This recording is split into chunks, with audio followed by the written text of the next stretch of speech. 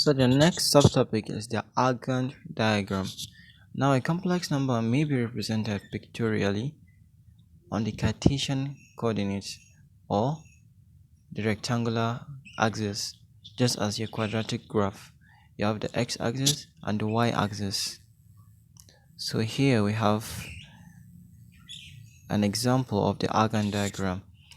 As you can see, the blue axis, which is the x-axis, represents the real axis, while the vertical imaginary axis represents the y-axis. So the number 4 plus 3i, which is a complex number, can be represented on this graph. How? We just simply move. Since 4 is a real number, we go to the real axis and trace out 4. 4 is right here. Then on the imaginary axis we have 3. That's the imaginary part of the number 3i. So we trace at 3 and we find out they intersect somewhere around here at this point. So this is the point that represents the number 4 plus 3i.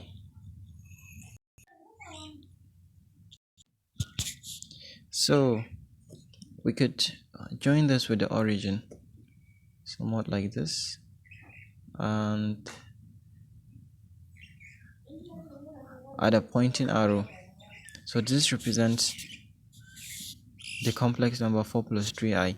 Now likewise, you can represent a variety of numbers on the Argand diagram.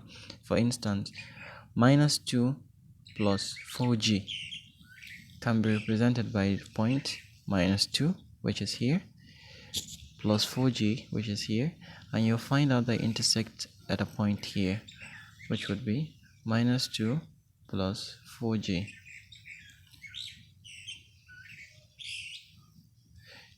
Another number on this graph you could represent are a lot and variety of any complex number can be represented on the Cartesian form with this graph.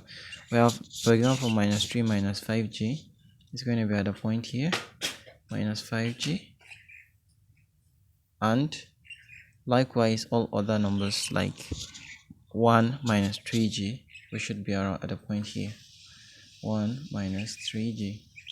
So this is how to represent complex numbers on the Cartesian graph.